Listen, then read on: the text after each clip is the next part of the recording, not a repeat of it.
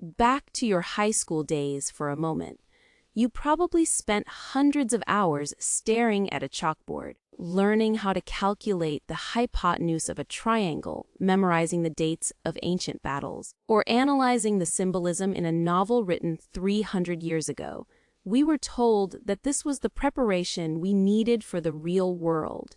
Yet, we stepped out of that classroom and into adulthood. We realized there was a deafening silence surrounding the one topic that actually dictates the quality of our daily lives. I am talking about money. The system taught us how to be good employees. It never taught us how to be the masters of our own financial destiny. It is a harsh reality to wake up to. Recent data suggests that if you walked into a crowded coffee shop, half the people standing in line cannot pass a basic financial literacy quiz. We are talking about smart, hardworking people who are flying blind when it comes to their wallets. Average person gets less than half of the standard money questions right. This isn't just about failing a test. It means most people are actively mismanaging the resource that impacts where they live, what they eat, how much stress they carry home every single night. I am Becky, and I have dedicated my career to decoding the mystery of why wealth seems to stick to some people like a magnet while slipping through the fingers of others. I have found that it rarely comes down to luck, inheritance, even a massive salary. The secret sauce is literacy. It is understanding the language of money. Today, here on Becky Invests, we are going to act as the substitute teacher you wish you had. We are going to cover the curriculum that was conveniently left out of your syllabus. By the time we finish today, you are going to have a crystal clear map of your current financial location, custom-built strategy to get you where you want to go, and the tools to start stacking wealth, even if your bank account currently feels stuck. We are going to deconstruct budgeting so it feels less like a punishment and more like a power move. Build a fortress around your finances with a proper emergency fund, tackle debt without losing your mind, and dip our toes into investing in a way that doesn't require a finance degree. But let me be clear about one thing. This is not going to be another out-of-touch lecture, assuming you have a six-figure trust fund. We are dealing with reality. We are talking about real rents, real groceries, and real struggles. If you are exhausted by the confusion and the anxiety that comes with checking your banking app, you are in the right place. Let's rewrite your financial story, starting right now. The first step is often the hardest because it requires total honesty. We need to define your financial now. Most people treat their finances like a scary movie. They cover their eyes and hope the monster goes away. Cannot navigate to a new city.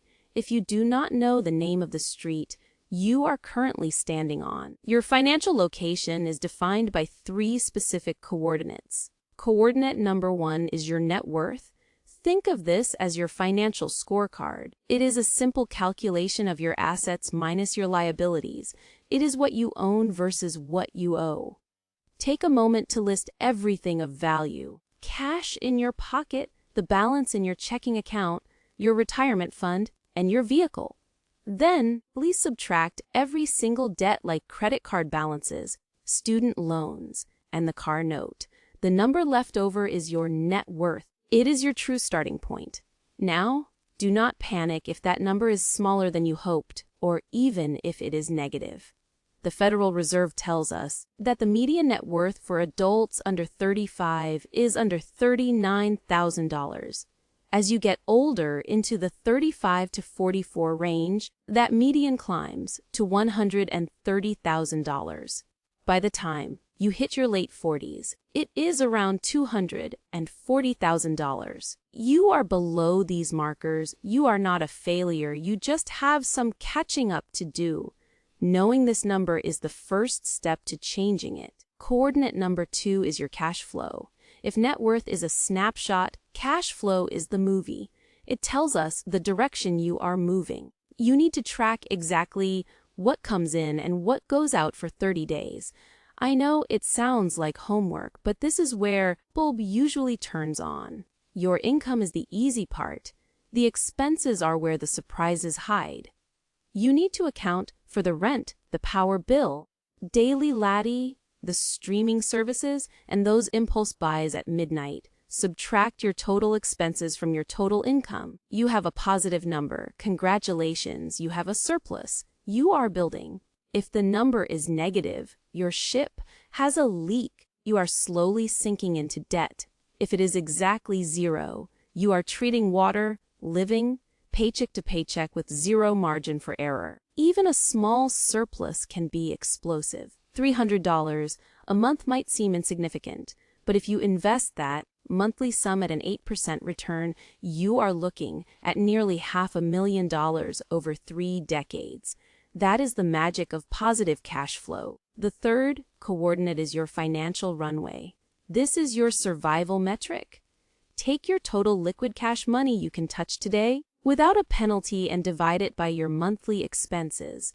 If you spend $3,000 a month to live, you have $9,000 in the bank. Your runway is 3 months long. That is 90 days of freedom if your job disappears tomorrow. While experts suggest a 3 to 6 month runway, nearly 40% of people cannot even cover a $400 emergency. You have even 1 month of runway. You are already winning.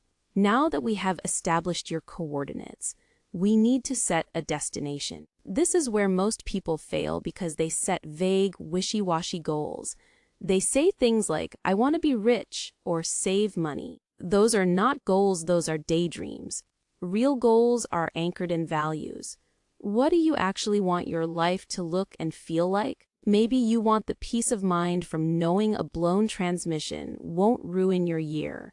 Maybe you crave the autonomy to leave a workplace. Or perhaps you want to hand keys to a home to your children. Once you visualize the life, you can do the math to get there. Baiki Invest's philosophy is about turning dreams into data. Instead of saying I want to save, say I am going to put away $15,000 for a down payment in 18 months. Instead of I want to be debt-free, say I will crush this $23,000 balance in 24 months. Specificity breeds success. However, you must be realistic. If your cash flow surplus is only $200 a month, setting a goal to save $30,000 is a recipe for depression. You are setting yourself up to fail. Set a target you can hit, then celebrate the win and set a bigger one. Divide your goals. Short-term goals are for the next 12 months. Medium-term covers the next 2 to 5 years. Long-term is the big picture stuff like retirement. This allows you to multitask. You can put $50 toward emergency, $200 toward the debt, and $100 toward the house. All moves forward together. This brings us to the tool, the budget. I know, the word budget usually triggers a gag reflex. It sounds like a diet. Sounds like restriction. I want you to reframe it. A budget is not a prison, it is a blueprint. It is you telling your money where to go so you do not have to wonder where it went. It is actually permission to spend without guilt because you know the bases are covered. Are different blueprints for different brains. If you like broad strokes, try the 50-30-20 rule. 50% goes to necessities, 30% goes to fun, and 20% goes to your future. It is simple and effective. If you are a control freak, look at zero-based budgeting. Every dollar a job before the month. Your income minus your planned spending should equal zero. It forces you to be intentional with every penny. You struggle, the envelope system or the cash clip system might be your savior. You pull out cash for specific categories like groceries or dining out. When the cash is gone, the spending stops. It is a hard stop. Whatever method you choose, do not forget the silent killer's irregular expenses. Car registration, the holiday gifts, and the annual checkups. If you do not plan monthly, they will wreck your plan annually. And please, budget for fun. A plan with no joy will fail. You need to dine out. You need to have hobbies. Just plan. As you build this system, you need to construct a moat to protect your castle. We call this the emergency fund. This is the most critical shield you can carry. It is not money for a vacation or a new television. It is money for when life punches you in the face. The standard advice is 3 to 6 months of expenses. For many, seeing a number like $20,000 seems impossible. But start where you are. Even $25 a week becomes $1,300 in a year. That is enough to cover a blown tire or medical bill. Of your emergency fund as a bill you pay yourself. Automate it. Set up a transfer the second your paycheck hits. If you do not see the money, you will not spend it, and the psychological shift is massive. Your anxiety drops. You walk taller because you know you have a safety net. But where do you put this safety net? Not in checking. Not where you will accidentally spend it on pizza. And not in the stock market where it might crash. Put it in a high-yield savings account. These accounts pay interest rates 10 or 20 times higher, but the money is still liquid and safe. CD accounts. You do not want your money locked behind a penalty wall. How big should your moat be?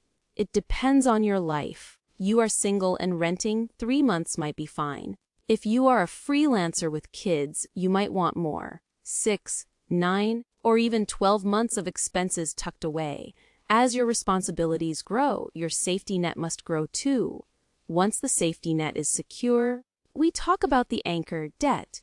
Carrying high-interest debt is like a down escalator. You are working hard, but you aren't going anywhere. We need to categorize your debt. There is useful debt, like a mortgage, which can help build an asset. There is depreciating debt, like a car loan. You are paying interest on something losing value. And then there is toxic debt. This is credit card debt, payday loans, or anything with an interest rate of 20%. This stuff is radioactive. It destroys your financial future. Mathematically, high-interest debt is a disaster. $5,000 on a credit card can easily turn into $15,000 of repayments over time. That is $10,000 of your hard-earned money given to a bank. To attack this, you have 2 main weapons. The first is the snowball method. This is for those of us who need motivation. You list your debts from smallest balance to largest balance. You attack the little one with everything. That little one dies. You take the money and roll it into the next. The psychological win of crossing a debt off your list fuels you. The second weapon is the avalanche method.